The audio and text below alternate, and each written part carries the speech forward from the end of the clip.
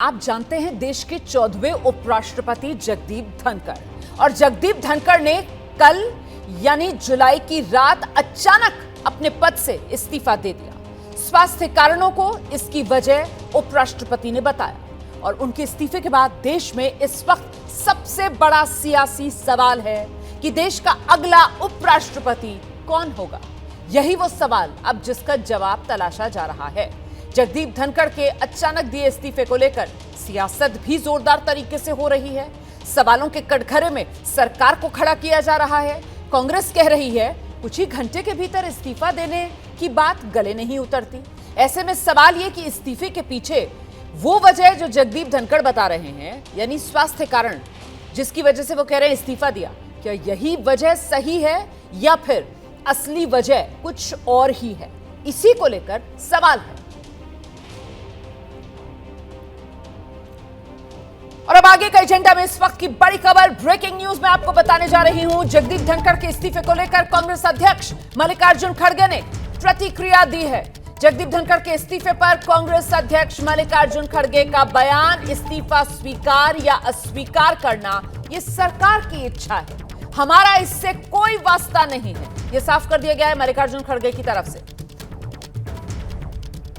ये उनकी इच्छा है और गवर्नमेंट की इच्छा है कि उनको स्वीकार करना नहीं करना, वो सब उनकी बात है, हमारा कोई इससे वास्ता नहीं। अब कांग्रेस अध्यक्ष की तरफ से यह प्रतिक्रिया, मतलब कुल मिलाकर क्या कांग्रेस अब किनारे हटती हुई नजर आ रही है? क्योंकि अभी तक इस पूरे मामले में कांग्रेस की तरफ से जोरदार सवालों के साथ जयराम रमेश सामने थे और कटघरे में सरकार को खड़ा किया जा रहा था। लेकिन अब मल्लिकार्जुन खड़गे कह रहे हैं कि इस्तीफा हुआ है जगदीप धनखड़ का, अब वो स्वीकार किया जाए या ना किया जाए ये सरकार का फैसला होगा, ये सरकार की इच्छा है। लेकिन इस इस्तीफे को लेकर सवाल बहुत से हैं और सवालों के पीछे शक की वजह है। कांग्रेस नेता जयराम रमेश की तरफ से ही बड़े बड़े दावे कर दिए गए। एक तरीके से उन्होंने क्रोनोलॉजी कल के दिन की बताया शाम 5 बजे तक तो वो खुद उपराष्ट्रपति के साथ थे। शाम 7:30 बजे धनखड़ जी से फोन पर बात हुई। जगदीप धनखड़ का स्वास्थ्य पूरी तरह ठीक था, यह दावा जयराम रमेश ने किया। उन्होंने कहा कि कल 12:30 बजे बैठक बुलाई उन्होंने, उसमें सभी नेता शामिल हुए। लेकिन अब देखिए पेच कहां पर फंसा। जयराम रमेश के मुताबिक वो कह रहे हैं कि 4:30 बजे जो बैठक बुलाई थी जगदीप धनखड़ ने, उसमें जो संसदीय कार्य मंत्री हैं किरण रिजिजू और जो राज्यसभा में नेता सदन हैं जेपी नड्डा, वो नहीं पहुंचे।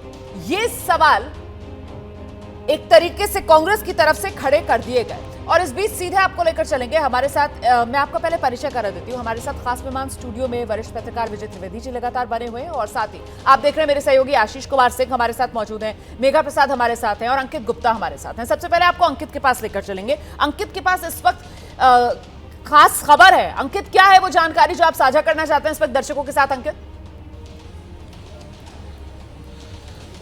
देखिए, इस समय एक बड़ी खबर ये आ रही है कि राजनाथ सिंह के कमरे में एक और बड़ी बैठक शुरू हो गई है। जैसे ही संसद की कार्रवाई अब से करीबन 1 घंटे बाद शुरू होनी है, लेकिन उससे पहले जो है जो रक्षा मंत्री राजनाथ सिंह है उनके कमरे में एक बड़ी बैठक चल रही है। इस बैठक में कौन कौन है? एस जयशंकर मौजूद है, जेपी नड्डा मौजूद है, शिवराज सिंह चौहान मौजूद है, किरण रिजिजू मौजूद है और अर्जुन राम मेघवाल मौजूद है। रोमाना, यहां पर आपको यह भी बताना चाहूंगा कि कल शाम को जब बीएससी की बैठक होनी थी 4:30 बजे, उस दौरान भी राजनाथ सिंह के कमरे में एक ऐसी बैठक चल रही थी। जितने नाम अभी मैंने आपको बताए हैं ये सब भी उस बैठक में मौजूद थे, और उसके अलावा केंद्रीय गृह मंत्री अमित शाह भी उस बैठक में मौजूद थे।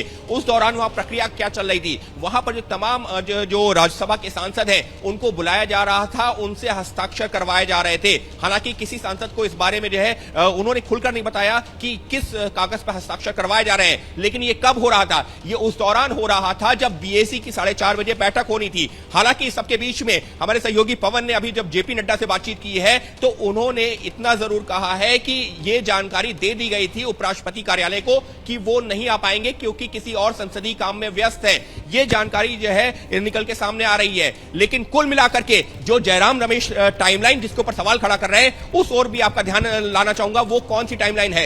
1 बजे से लेकर के 4:30 बजे तक, और 1 बजे से लेकर 4:30 बजे तक क्या हुआ है? क्योंकि मैं यहां संसद भवन परिसर में था, संसद भवन के अंदर मौजूद था, तो 1 बजे से लेकर के 4:30 बजे के बीच में 2 महाभियोग प्रस्ताव आए हैं। कौन कौन से? एक वो महाभियोग प्रस्ताव जो कि केंद्र सरकार की तरफ से लाया गया है, जिस पर विपक्षी सांसदों ने भी हस्ताक्षर किए हैं। 150 से ज्यादा सांसदों ने हस्ताक्षर किए, जो लोकसभा में दिया गया। लेकिन उसी के बाद में, उसी के थोड़ी देर बाद एक जानकारी सामने आती है कि विपक्ष की तरफ से भी राज्यसभा में एक महाभियोग प्रस्ताव दायर कर दिया गया है, और वो सिर्फ उस पर सिर्फ विपक्षी सांसदों के हस्ताक्षर हैं। यानी कि सरकार को और उनके मंत्रियों को, उनके सांसदों को इस महाभियोग प्रस्ताव के बारे में विपक्ष ने रीच आउट नहीं किया था।